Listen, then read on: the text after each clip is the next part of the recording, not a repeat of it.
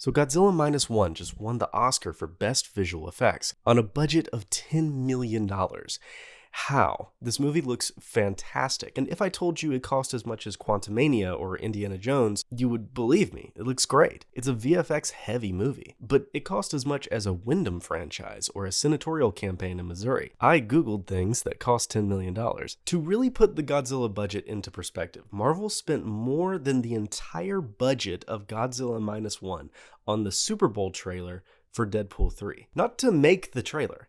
That's how much it cost to air it. Super Bowl airtime costs about $3 million per 30 seconds. One trailer's airtime cost as much as the movie took to make. In an era where budgets are getting seriously out of control, it's refreshing to see a small budget, a small team, it was about 35 people, be rewarded for making something really great. But seriously, how did they accomplish this? Mind you, the entire budget wasn't even spent on VFX. About a third of the budget was allocated to effects, so we're looking at about $3 million for all of the VFX. One thing that massively helped was that the writer and director also was the lead of the VFX team. He's a VFX artist. He knows the field and how to make things work and where to cut corners, such as how they reused Godzilla assets from theme park rides. Having the director constantly in the room with the team reduced the time of a typical director's approval process.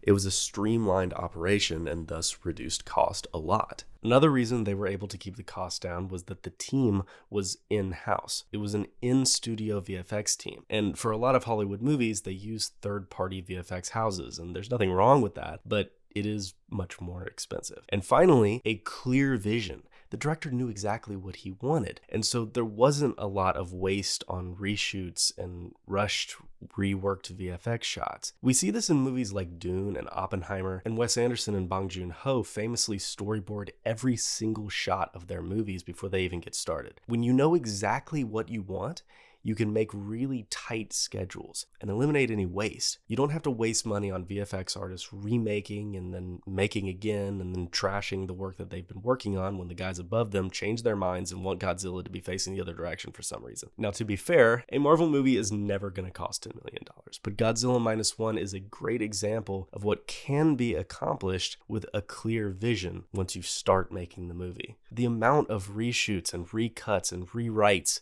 that these Hollywood movies are going through these days balloons the budget massively. And also, you can't leave out the passion factor. These guys clearly love what they've worked on. And look at their shoes. They brought their own little Godzillas. Love this so much. Wanting to make something that you're passionate about really shows in what you're doing. Congratulations to the Godzilla Minus One team. This is the perfect time to bring this movie to IMAX for all the people that haven't seen it.